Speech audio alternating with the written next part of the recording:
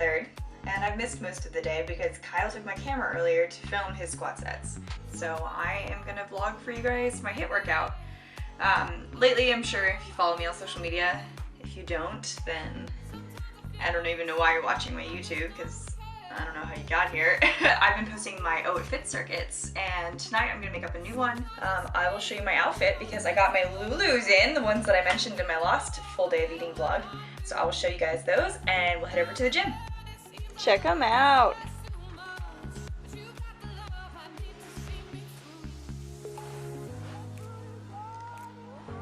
Vlogging in the car is hard. I don't really know how to do this. There's like people all around me. Like I'm Dunk. Alright, so I'm gonna go into 1825 in a second. I just got here. I'm just stretching my back right now. Do you ever wake up in the morning and you're like a baby dinosaur? You're like, I was thinking maybe I would do tire flips, but I really don't want to get that dirty. I'm gonna go in there and I'm gonna figure it out, and you will see as I make it up.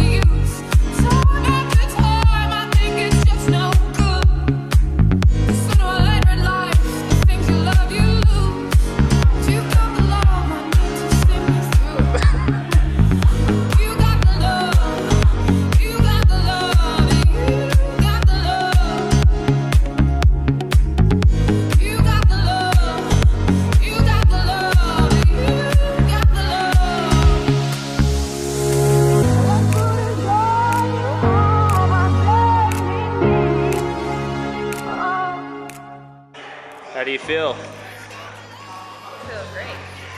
Where are you going? Going to do some yummy yogurt.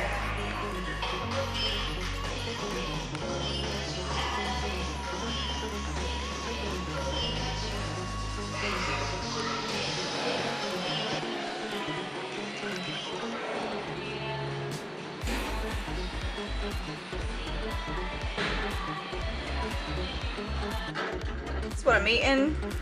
Steak and zucchini. The shallot. The one true God. It's late. It's 9:15. I'm just now eating like my second Green Bites meal of the day. But I'm gonna have yummy yogurt after this, and I can fit pancakes on a low carb day. Low being 185. Mr. GQ brought me down to 185 on non-training days. A lot of people probably think that Kyle and I have like these like really like romantic evenings, and we don't. Yes, we do. Yeah, it's so romantic. We just had dinner. We literally work on client plans all day long. We sit here and we text our clients together. But, you know, that's what you gotta do. You gotta grind. But we organized. Oh, check it out. Everything's organized. Files. How does that make you feel? Yeah, so that's just me personally. When I eat ice cream, I like to be able to eat it in larger amounts, especially Ben and Jerry's. But that's just me. Leia, Tell them what you did. Your face. Tell them. What did you do? What did you do? What did you look at them? Oh. What Leia, what did you eat? What did you eat? She leaves. Tell her what she ate. Leia, what did you eat? You ate trash and a tampon. She ate a Oh, tampon. tampon, come here. Hello, welcome to my kitchen from a different angle. I have already made my pancake batter. I can show that to you. I don't want it to drop. I figured I didn't need to show you guys that because I've already shown you that several times and I've posted the recipe a billion times. Here comes a pup. So I'm gonna have a combination of ice cream. I'm gonna make just a little bowl full of yummy yogurt and Arctic Zero and Halo Top. Hi, you wanna come up? Hi. I guess I should show you my freezer.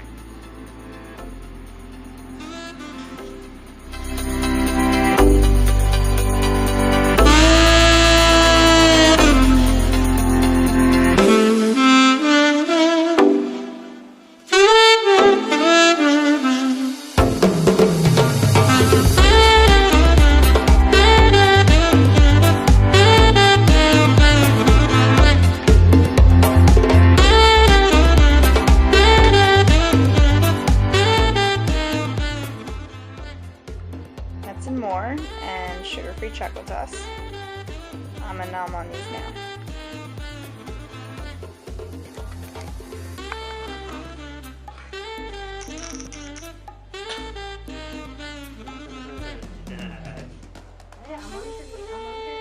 Say goodnight. We'll see you guys tomorrow. See you tomorrow. Bye. Good morning from Santa Clara, California. Kyle and I get coffee every morning. We go to 7-Eleven. Best coffee ever!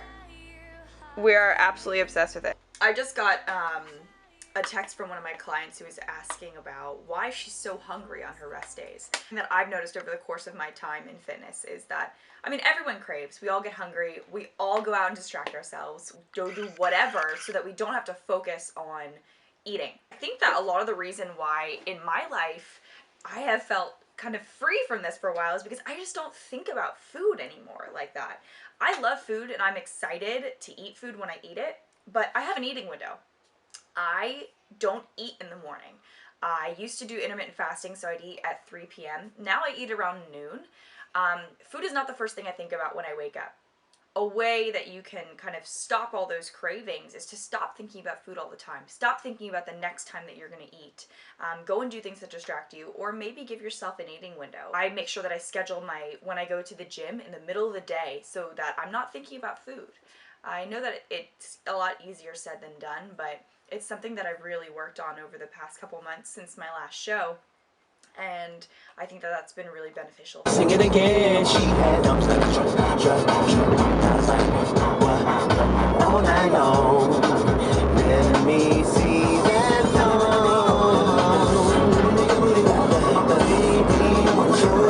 We just arrived at the school that I'm about to have a meeting at. Man, we are in a super privileged area right now in Northern California. Many of you know where Menlo Atherton is. And then we're gonna go probably to downtown Palo Alto and get some coffee and hang out. I brought one of my Green Bites meals with me so I can show you that I haven't eaten yet, but as soon as the meeting's over, we're gonna find a 7-Eleven and I'm gonna heat up my food. And just goes to show you there are no excuses. You prep food ahead of time, you bring it with you, you find a place to heat it up, you eat it. You know, this is what I'm used to doing, so I'll show you guys that. What I love about 7-Elevens, so many varieties of bars.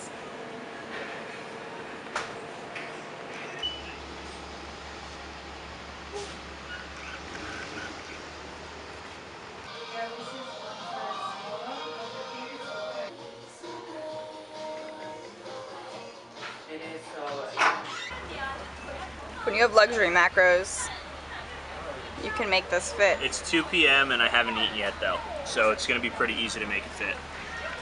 And what did I eat? This pure protein bar, strawberry one, that I got at 7-Eleven. Hey, what did you eat? What did you eat? Did you eat one of Mommy's books?